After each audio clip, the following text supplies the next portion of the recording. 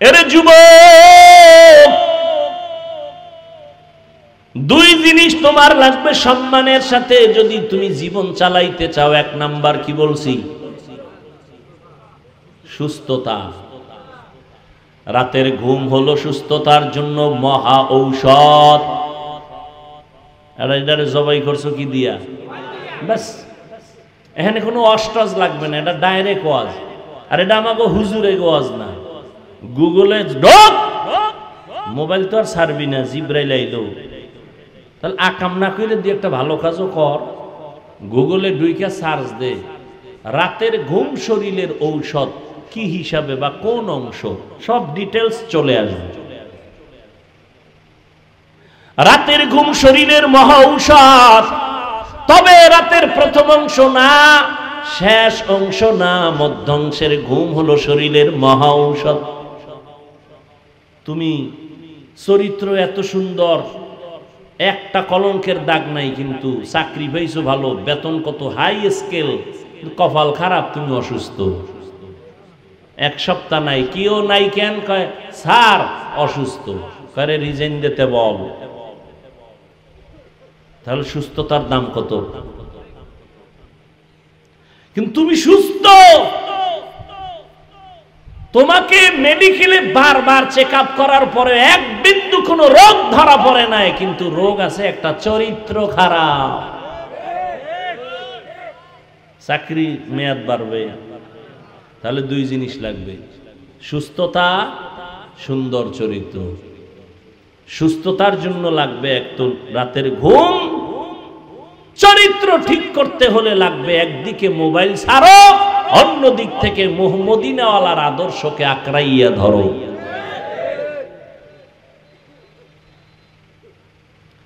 এই তুমিও মুসলমান, আমিও মুসলমান, নাকি আলাদা?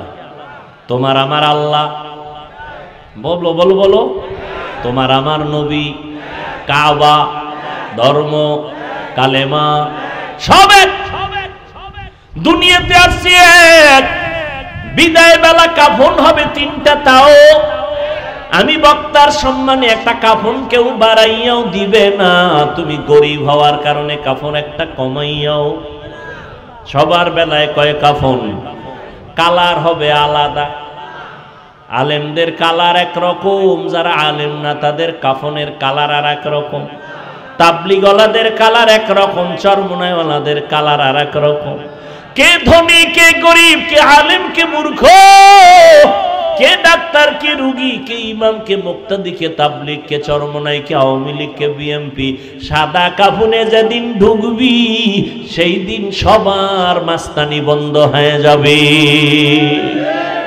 কাফনে লেখা থাকবে বড় হুজুরের লাশ, থাকবে মন্ত্রী মহোদয়ের লাশ, সব একাকার। কবরের সাইজও হবে এক, নাকি নোয়াখালী, আপনাদের কুমিল্লা, লাঙ্গলকোটের মানুষের কবর 10 হাত লম্বা হবে, সবার কবরের সাইজও এক। কবরে প্রশ্ন হবে সবার বেলায় তিনটা, তাও এক। আমাকে যেই প্রশ্ন, আপনাকেও সেই প্রশ্ন, বেঈমানেরও সেই প্রশ্ন, নারীকেও সে একই প্রশ্ন, পীরকে যেই প্রশ্ন, মুরিদেরও সেই প্রশ্ন। তিনটা প্রশ্ন সবার বেলায় এক। রবের পরিচয় দাও, ধর্মের পরিচয় দাও, রহমাতুল লিল আলামিনের পরিচয় দাও। দুনিয়ার নিয়মের উল্টা, ক্লাস 1 এর প্রশ্ন আলাদা, 2 ক্লাসের ছাত্র ছাত্রীদের প্রশ্ন আলাদা, 8 যারা পড়ে তাদের প্রশ্ন 9 যারা পড়ে সমান।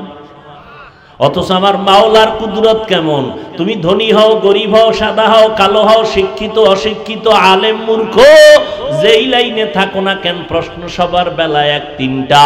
রবের পরিচয় দাও, ধর্মের পরিচয় দাও, রহমতের নবীর পরিচয় দাও।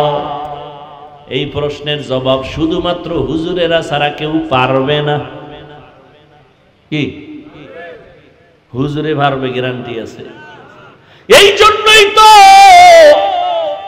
জান্নাতের টিকিট হাতে পাইয়া আবু বকরের কান্নার আওয়াজ, ওমরে ফারুকের কান্নার আওয়াজ, যেই ওমর 27 বছর বয়সে রহমতের নবীর হাতে হাত লাগাইয়া কালেমার পতাকা ধরলেন কয় বছরে? জোরে কও। এই ওমর রাসূলের হাতের বরকতে এত পাওয়ার পেয়ে গেছেন, রাস্তা দিয়া ওমর চলতেছে, শয়তান ভয়ে অন্য রাস্তায় দৌড়ায়। যেই শয়তান আল্লাহর সামনে চ্যালেঞ্জের মোকাবেলায় দাঁড়ায় গেল, আর ওই শয়তান কারে ভয় পায়? এবার চিন্তা করেন ওমর বেটাটা কেমন। 27 বছরের মুসলমান, 27 বছর বয়সে নবীর হাতে কালেমা পড়ছে হযরত ওমর। কথার আগে তরবারি রেডি, শয়তান দেখলে দৌড়ায়।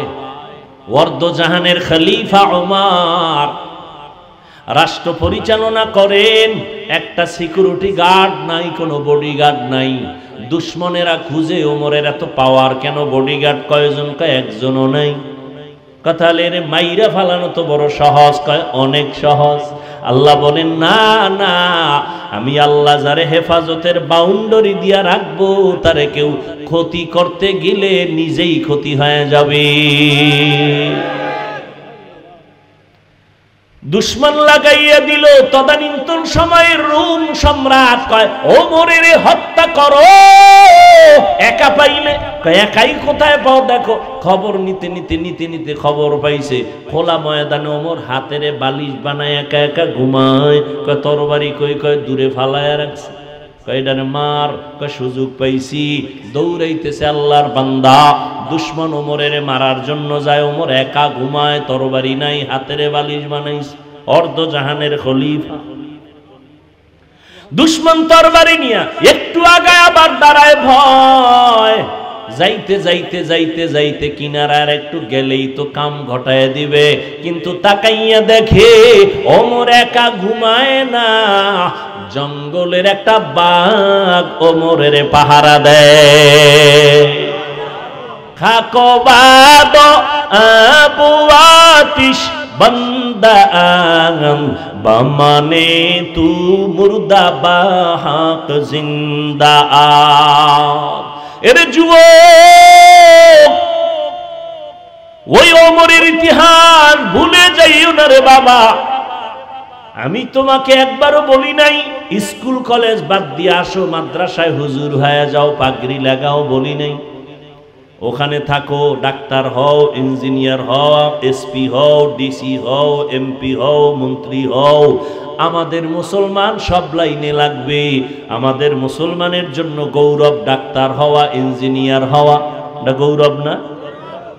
ডাক্তারি পড়তে গিয়া ও বাবা তোমার কাছে দাবি আমার একটা, রহমতের নবীর আদর্শের মালা গলায় লাগাও, মা বাবার সাথে বেয়াদবি করবা না, আলেমের দোয়া নিয়া পরামর্শ নিয়া নবীর তরিকা মানিয়া চলো, 5 বেলার নামাজ পড়ো, নবীর তরিকা মানিয়া জবানটাকে হেফাজত করো, কারো ক্ষতি করবা না, কারো বরদোয়ার তলে পড়বা না, আলেমের পরামর্শ নাও, মা বাবার দোয়া নিয়ে চলো। আল্লাহর কসম মা বাবার দোয়া ছাড়াই চেয়ারে বসতে পারি নাই, মা বাবার কান্না আর দোয়া ছাড়া তুমি পরীক্ষায় পাশ করতে পারো নাই, মা বাবার চোখের পানি দোয়া ছাড়া তুমি টাকাওয়ালা হতে পারো নাই, ব্যবসায় লাভবান হতে পারো নাই, মা বাবার দোয়া চোখের পানি। ওই মা বাবারে কষ্ট দিবা না। আর যেই শিক্ষক তোমারে হাতে কলমে কষ্ট করে মানুষ বানাইছে তার সাথে বেয়াদবি করবা না, মুরব্বীদের সাথে বেয়াদবি করবা না। মনের কষ্ট তোমার জন্য বড় অভিশাপ। মুরব্বী কষ্ট পায় বলছে আহ, ওই আহ গিয়ে তোর কপালে লাগবে অভিশাপ।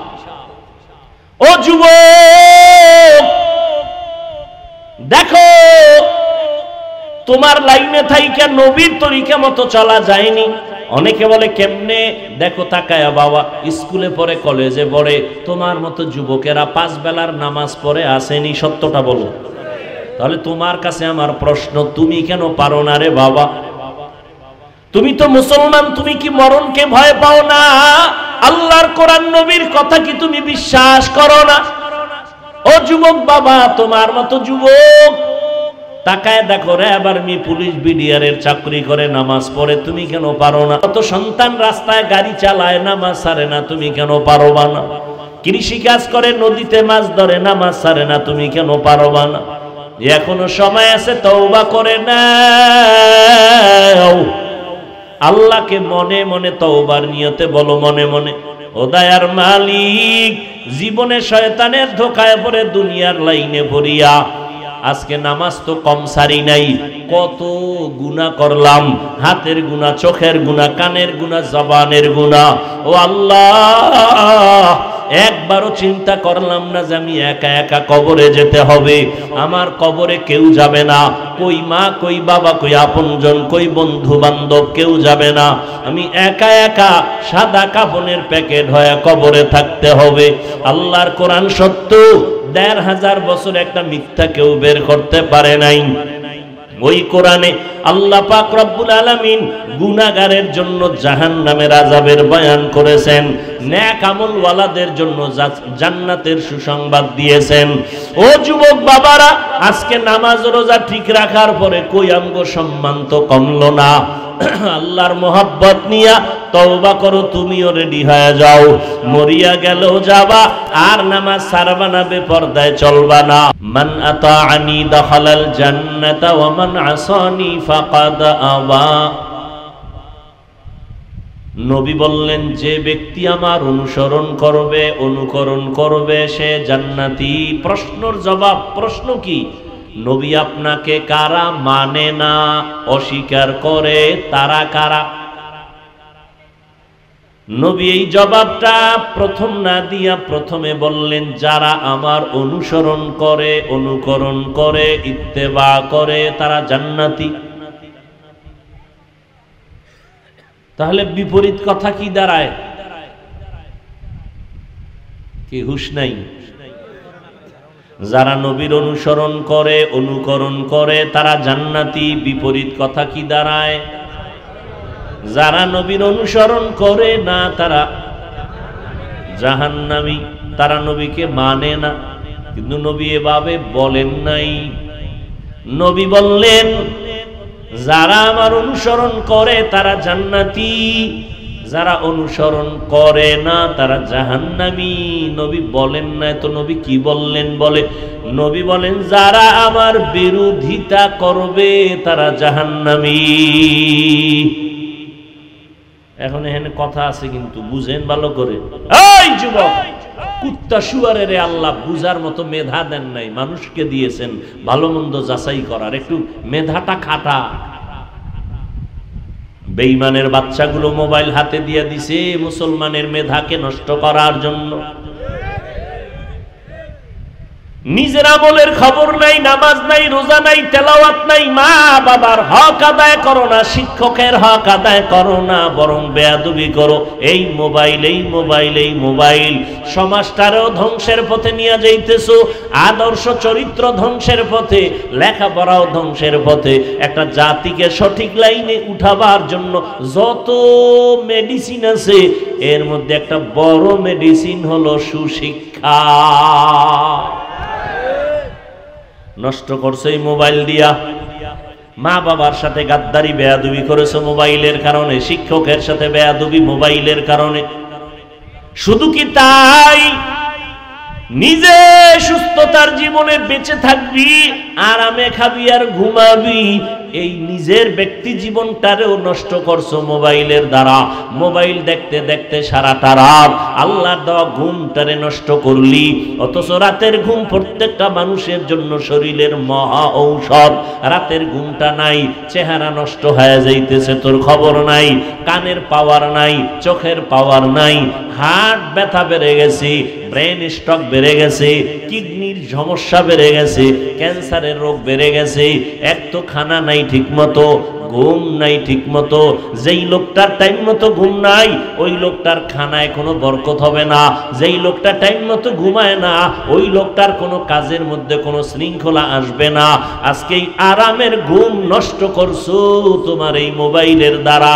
ওই মোবাইলের দ্বারা ঘুমটা নষ্ট করিয়া নিজের শরীরটা পর্যন্ত ধ্বংস করে ফেলেছো। অপেক্ষায় থাক, অল্প দিন পরে দেখবি হাত আছে, হাতের শক্তি নাই, কান আছে, কানের শক্তি নাই, চোখ আছে, চোখের পাওয়ার নাই। বেঁচে থাকবি ঠিক, তবে পঙ্গু হইয়া বিছানায় কান্না করবি। মরবি না, এত তাড়াতাড়ি মরবি না। করোনায় মরনায় আর মরবি কেমনে? এত তাড়াতাড়ি মরবি না। আরো কত আকাম করা তোর বাদ আছে না লিস্টির মধ্যে। ইমামের বিরুদ্ধে করবি, এটা একটা লিস্টিতে ছিল যে ইমামের গালি দিব, চরমনের বিরোধিতা করব, তাবলিগের বিরোধিতা করব, নবীর বিরোধিতা করব, সাহাবায়ে কেরামের বিরোধিতা করব। আরো কত আকাম তোর বাকি আছে, এত তাড়াতাড়ি মরবি? আল্লাহ হেদায়েত দান করুন। কবি নজরুলের ইতিহাস পড়ো রে যুবক, রবীন্দ্রনাথের ইতিহাস পড়ো, কবি নজরুল ইতিহাস পড়ো। কবি নজরুলের ইতিহাস অন্তরে ঢুকায় রাখছো, কত সুনাম। তোর মতো যদি চরিত্রহীন হইতো, নজরুলের নামে মানুষ কোন স্মরণের ইতিহাস লিখতো না। তোর মতো চরিত্রহীন যদি হইতো, কয়দিন আর বাহাদুরি করবি? হাত আছে, পাওয়ার নাই, কপাল খারাপ। আল্লাহ পার্স দিছেন আর মেয়াদ দিয়া দিছেন, মেয়াদ শেষ হওয়ার আগে তুই নিজেই শেষ করে ফেলেছ। এই মাউথ বানানেওয়ালা বানাইছে, একটা মেয়াদ আছে, এতদিন সুস্থতার সাথে চলবে। তুমি এটার আইনের নতুন অবস্থায় যদি ইট দিয়া বাড়ি মারো, তাহলে মেয়াদ শেষ না তুমি এটার নষ্ট করছো? তোমার হাতের পার্সের মেয়াদ আছে, তোমার চেহারার সৌন্দর্য আল্লাহ দিয়ে দিছেন।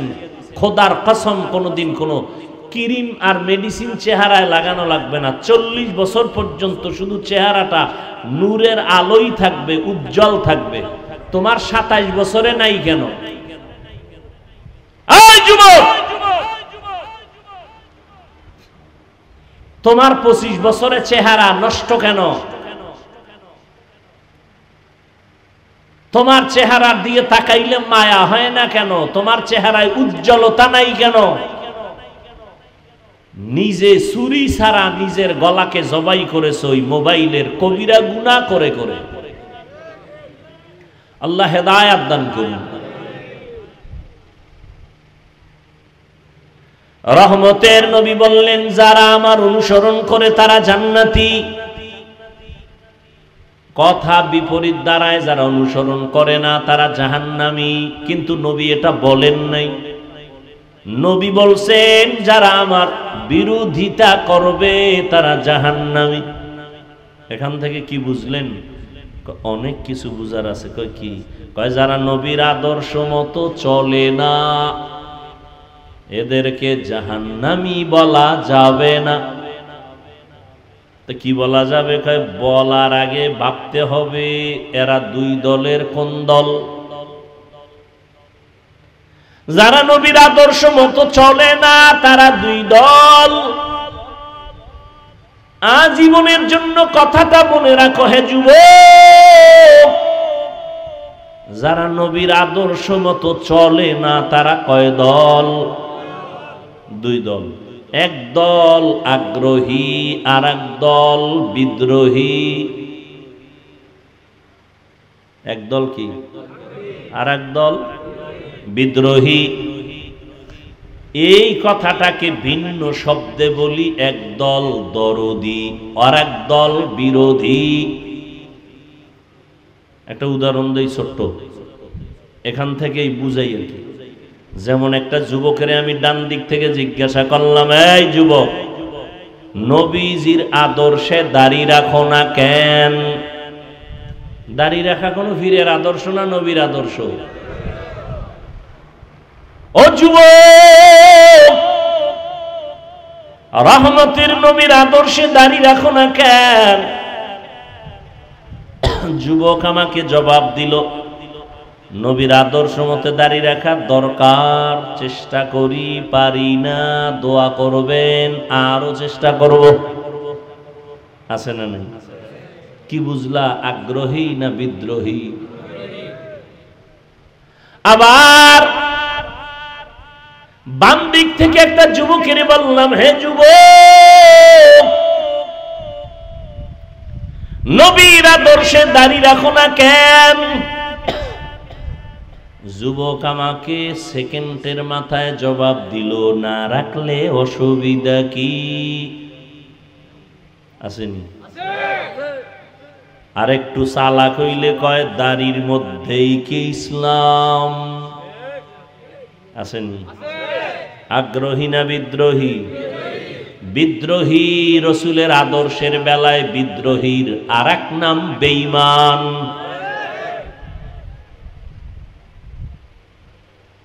ভালো করে বুঝো, নবী এই জন্য বলে নাই যারা আমার আদর্শ মতো চলে না তারা জাহান্নামী। নবী বলেন নাই, নবী বলছেন যারা বিরোধিতা করবে তারা জাহান্নামী। অতএব যে দাড়ি রাখে না তাকে গালি দেওয়া যাবে না, যে দাড়ি পছন্দ করে না তাকে ছাড় দেওয়া যাবে না। ব্যবধান আছে না নাই? একজনে নামাজ পড়ে না আর একজনে নামাজ পছন্দ করে না, দুইজন সমান? একজন আগ্রহী আর একজন মুমিন আর একজন বেঈমান। একজনে নবীর আদর্শে দাড়ি রাখে না আর একজনে দাড়ি পছন্দই করে না। এক যে রাখে না সে আগ্রহী মুমিন, যে বিরোধিতা করে সে বিদ্রোহী বেঈমান। একজনে রাজনীতি করে না তাকে গালি দেওয়া, আর একজনে আল্লাহর কোরআনের বর্ণনা দেওয়া রাজনীতি পছন্দ করে না তাকে ছাড় দেওয়া। কোরআনে রাজনীতি নেই? তুমি কি জানো কোরআনে? তুমি কি বুঝো কি কোরআনে? আমার রসুলকে আল্লাহ কোরআন দিলেন 40 বছর পর, আর তুমি 27 বছরে সব বুঝে ফেলাবা। আর সেই রসুল যার কোনো তুলনা নাই, কি পরিমাণ সততা মেধা, যার জীবনে একটা মিথ্যা কথা নাই, 40-এর পরে কোরআন শুরু। পুরা কোরআনটা রসুলের সিনায় আসতে সময় লাগছে 3 দিন। কয়দিন? আন্দাজি আমি কইছি 3 দিন। আল্লাহর রসুলের কাছে কোরআন আসতে সময় লাগছে কত? 23 বছর। রসুলের কাছে কোরআন আসতে সময় যদি 23 বছর লাগে, তুমি এটা রাতারাতি হইরা মুফাসসির? এত সোজা? দিল্লি বহুত দূর হে। রহমতের নবীর কাছে কোরআন আসছে 40-এর পরে, তাও এক রাত্রে আল্লাহ দেন নাই। লৌহে মাহফুজ থেকে আল্লাহ একত্রে প্রথম আসমানে দিয়েছেন, ওখান থেকে প্রয়োজন অনুসারে অল্প অল্প অল্প অল্প করে 23 বছরে দিয়েছেন। প্রথম আসছে কোরআনের 5 আয়াত, ইকরা বিসমি রাব্বিকাল্লাযী খালাক, খালাকাল ইনসানা মিন আলাক, ইকরা ওয়া রাব্বুকাল আকরাম, আল্লাযী আল্লামা বিল কলম, আল্লামাল ইনসানা মা লাম ইয়ালাম। এই 5 আয়াতের সাপরে নবীজির দিছে সাপ। এই 5 আয়াতের সাপে নবীর উঠছে জ্বর। বুখারী শরীফের ইবারাত, নবী বলেন আমার উপরে মরণের কষ্ট শুরু। জিবরাইলের খবরই নেই 3 বছর। কয় বছর? আর আয়াতটা এতই আইয়ে না। আমি যে 5 আয়াতের সাপের ভয় পাইছি, জ্বর উঠে গেছে, মরণ মরণ ভাব আইসে গেছে আমার ভিতরে, আমি ভয় পাইছি মনে হয় আজরাইল আসছে আমারে দইরা ফেলাইব, এমন অসুস্থ আমি হয়ে গেলাম। মাত্র 5 আয়াতের এই অ্যাকশন 3 বছরে জিবরাইল আর আয়াত লই আইয়ে না। দীর্ঘ 3 বছর পরে নতুন করে জিবরাইল আইয়া আবার দেখা করলো। ইয়া আইয়ুহাল মুদ্দাসসির কুম ফাআনজির ওয়া রাব্বাকা ফাকাব্বির ওয়া সিয়াবাকা ফাতাহহির। ভালো করে বুঝো, বর্তমানে কোরআন শরীফটা হাতে নিলে 250 গ্রাম ওজনও নাই, কিন্তু এই কোরআনের ওজনটা হাকিকতে কত? হাকিকতে কোরআন শরীফের ওজন কত? জমিন বলে আল্লাহ আমরা পারুম না, পাহাড় বলে পারবো না, আসমান বলে পারবো না। আল্লাহ কয় জাহেল মানুষের মাথায় চাপায় দিলাম কোরআনটা, তুই বোঝা বহন কর, আর যদি করিয়া চলতে পারো তোর সম্মান আমি সবার উপরে দিয়ে দিব।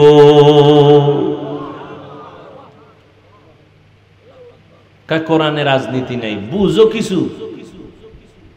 আরে আল্লাহ পাক কোরআন শরীফে বিশাল সূরা রাখছেন, রাজনীতির আলোচনার সূরা। ইউসুফ নবীর সূরাটা তেলাওয়াত কর, পুরো সূরার মধ্যে রাজনীতি রাজনীতি রাজনীতি। তবে তুমি যে দুর্নীতি আর ভেটনীতি আর 2 নাম্বারই করো, এই রাজনীতি আল্লাহর কোরআন আর ইসলামে নাই। সুলাইমান বিলকিসের ঘটনা আসেনি? সব রাষ্ট্রনীতির আলোচনা। খুঁজো,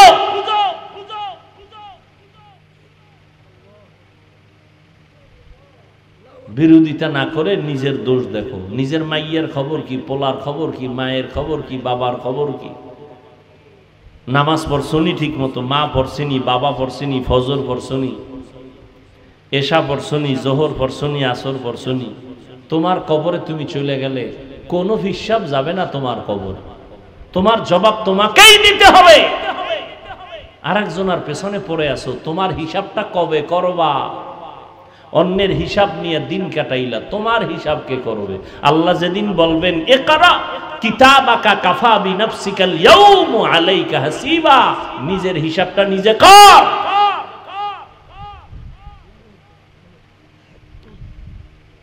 কয় আমরা কিসসা কাহিনীর বয়ান করি, তো তুমি কি বুঝাতে চাও? কোরআনে কিসসা কাহিনী নেই। হ্যাঁ যুবক, আল্লাহর শপথ করে বলে যাই, লিখে রাখ, পৃথিবীতে কিসসা কাহিনীর শ্রেষ্ঠ কিতাবের নাম কোরআন শরীফ। লিখে রাখ, পৃথিবীর মধ্যে কিসসা কাহিনীর শ্রেষ্ঠ কিতাবের নাম হাদিস শরীফ। কোরআন শরীফে বাঘের কিসসা আছে, তোর খবর আসেনি? হাতির কিচ্ছা আছে, মশার কিচ্ছা আছে, মাছির কিচ্ছা আছে। কোরআন শরীফের মধ্যে বাঘের কিচ্ছা আছে, সাপের কিচ্ছা আছে, কি আছে না? এরা তো বুঝবে না। ওগো খালি কে মেডিসিন খাওয়াই দিছে যে বিরোধিতা করবি, মানে তোর কপালটা পুরবি, তোর মা বাবার কলিজাটার জ্বালায় দিবি। একটা আলেম কখনো বলতে পারে না তুই খালি আলেমের গালি দিস, কখনো বলতে পারে না। কিচ্ছা কাহিনী রস করি। 2000-এর উপরে আয়াত আছে কোরআন শরীফে, 2000-এর উপরে শুধু কেচ্ছা কেচ্ছা কেচ্ছা কাহিনী। তুমি কি বুঝো?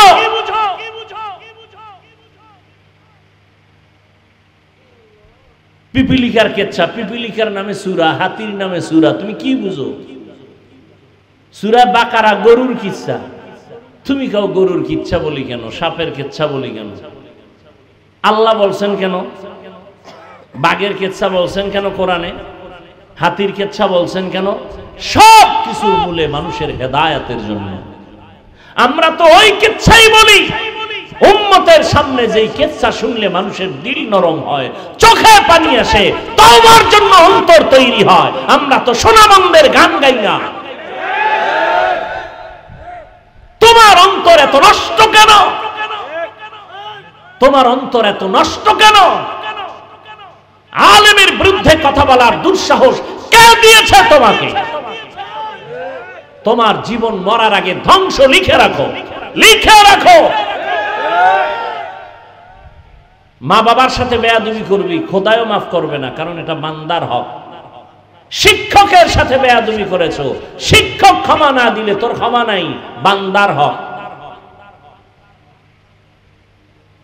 এই জমিনে আলেম যদি না থাকে তো ইসলাম কোথার থেকে শিখবা?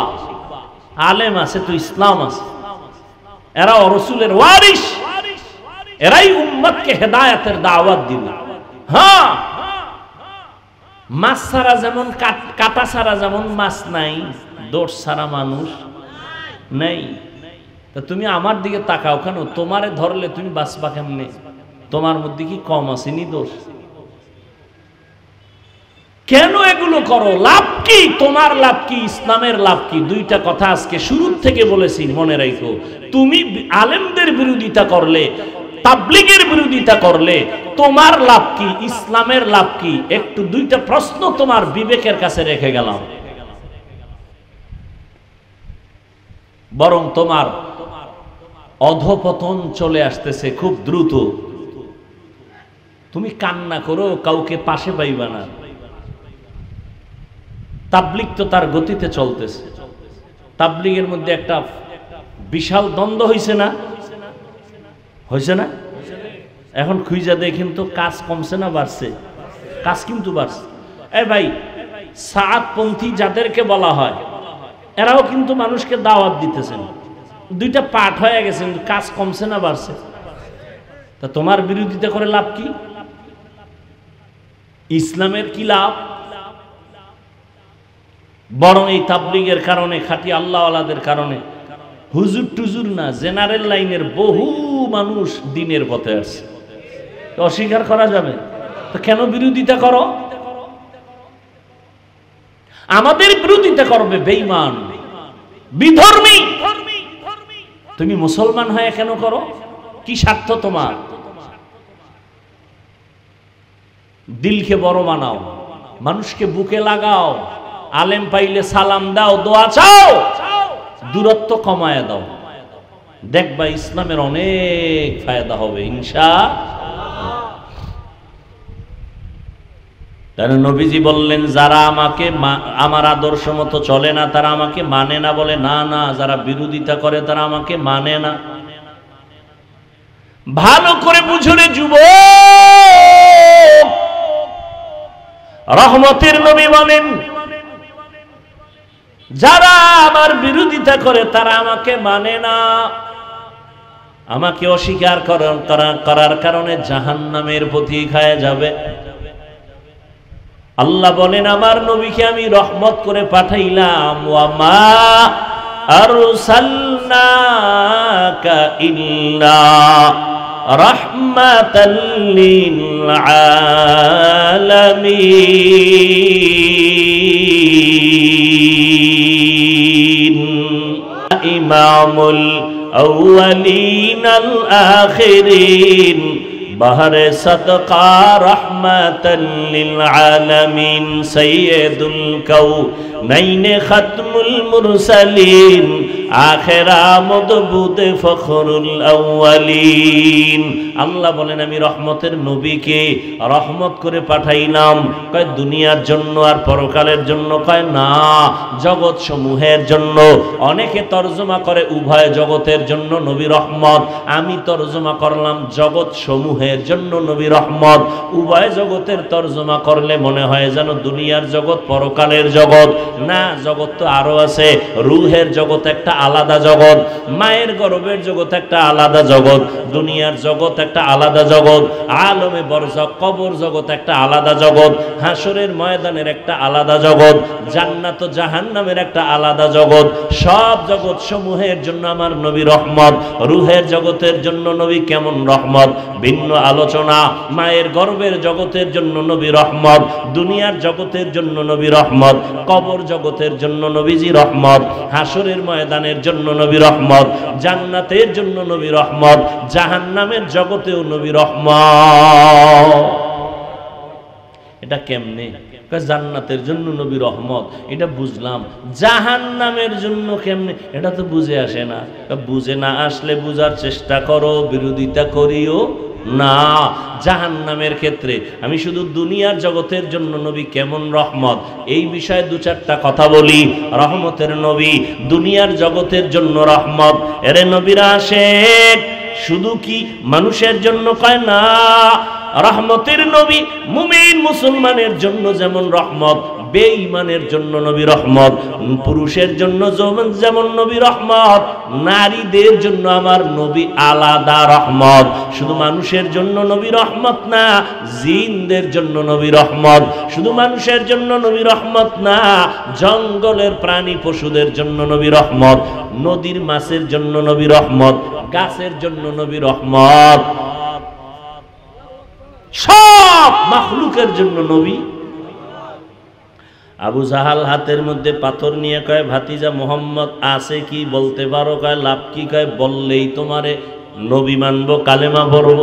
নবী বলেন, আমি জানি না। কেন জানো না রে ভাতিজা? নবী বলেন, আমি গাইবের মালিক না।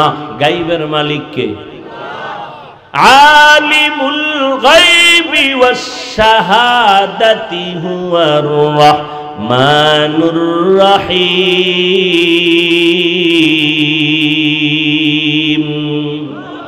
গাইবের মালিক কে?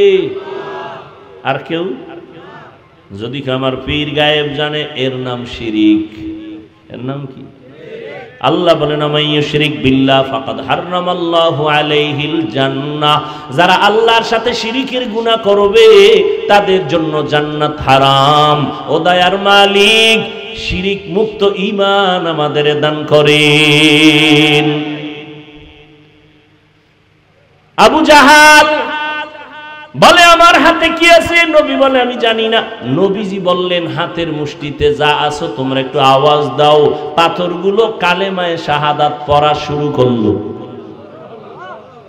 কপাল খারাপ, আবু জাহিল্লা পাথরগুলো মাটিতে ফালায় কয় মোহাম্মদ বড় জাদুকর। কপালে কি নাই?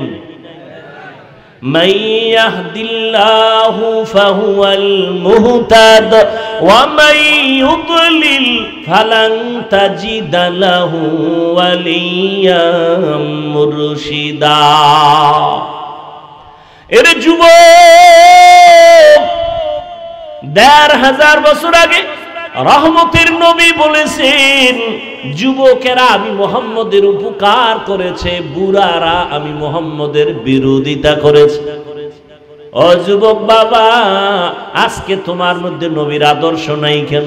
আমি যে এতক্ষণ তোমার সামনে বয়ান করতেছি, কুত্তার মতো চিল্লাইতেছি, কুত্তার মতো দৌড়াইতেছি, আমি একা না, সব আলেমরা তোমাদের পেছনে দৌড়ায়। আজকে যদি তোমাকে বাদ দিয়া উচিত ছিল ওই চট্টগ্রামের পাহাড়িয়া এলাকায় যায় বয়ান করা, যেখানে মানুষ মুসলমানের খ্রিস্টান বানায়।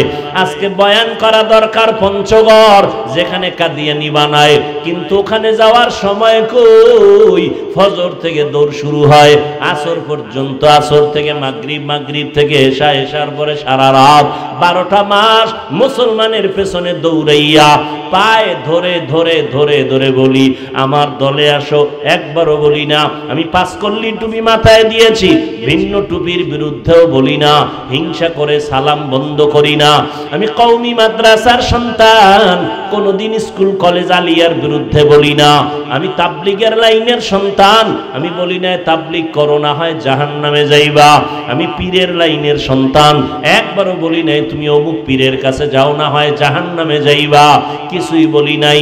এত চিল্লা চিল্লি কইরা বিনয়ের সাথে একটা কথাই বলতে চাই বাবা, যেই লাইনে থাকো বাধা নাই, যেই তরিকায় চলো বাধা নাই। ব্যবসা করো আলহামদুলিল্লাহ, চাকরি করো আলহামদুলিল্লাহ, স্কুলে পড়ো আলহামদুলিল্লাহ, কলেজে পড়ো আলহামদুলিল্লাহ, ডাক্তার হও আলহামদুলিল্লাহ, ইঞ্জিনিয়ার হও কোনো বাধা নাই, একজন প্রফেসর হও বাধা নাই, একজন ডাক্তার হও বাধা নাই। তবে দাবি আমার একটা, বেয়াদব হইও না। তোমার ব্যবহারে যেন মা বাপ কখনো কষ্ট না পায়। ও যুবক, তোমার আচরণে যেন কোনো শিক্ষক কষ্ট না পায়, তোমার ব্যবহারে যেন কোনো আলেম কষ্ট না পায়, তোমার ব্যবহারে যেন কোনো মুরব্বীরা কষ্ট না পায়। তুমি এমন একজন ডাক্তার হও যে দ্বীনের উপকার হবে, উম্মতেরও ফায়দা হবে, এবং তোমার সম্মানটা মরিয়া গেল মানুষ দোয়া করবে তোমার সম্মানের সাথে। যদি এমনটা হতেই চাও, 2টা জিনিস তোমার লাগবে, লিখে রাখ। 2 জিনিস না থাকলে ডাক্তার হতে পারবি, জীবনে সম্মানের জীবন পাবি না। ইঞ্জিনিয়ার হবি ঠিক, সম্মান জীবনে পাবি না। হ্যাঁ, সম্মানিত ডাক্তার যদি হতে চাও, সম্মানের জীবন নিয়ে যদি ইঞ্জিনিয়ার হতে চাও, জেনারেল লাইনে থাকো আলহামদুলিল্লাহ, তবে সম্মান বড় দামি জিনিস। এটা পাওয়ার জন্য 2টা জিনিস তোমার লাগবে। কয়টা? 2 জিনিস লাগবে। 2 জিনিস না থাকলে আল্লাহর কসম সম্মানের জীবন পাবি না। এবারটা সম্মানের জন্য সার্টিফিকেট লাগে না? লাগে। সম্মানের চাবি কার হাতে? না কোনো দুনিয়ার সরকারের হাতে? দুনিয়ার সরকারের কাছে যদি চাবি থাকতো সম্মান কমানের, তখন হুজুর গো কবে কত আগে ফারায় মারতো। কি চাবি কার হাতে? আল্লাহর হাতে চাবি। এই জন্য তাকাইয়া দেখছো কত সার্টিফিকেট ওয়ালারও সম্মান নাই, আর সার্টিফিকেট নাই আল্লাহ তারে অনেক সম্মান দিছেন, আছে না নাই? মাওলার খেলা বড় কঠিন। আমার আল্লাহর কুদরতের কারিশমা তোমার বিবেকের সব উল্টা। দুই জিনিস অর্জন করিও।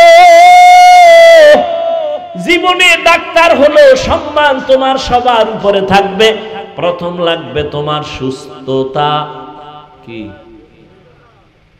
ঘুমাইতেছেন? প্রথম কি?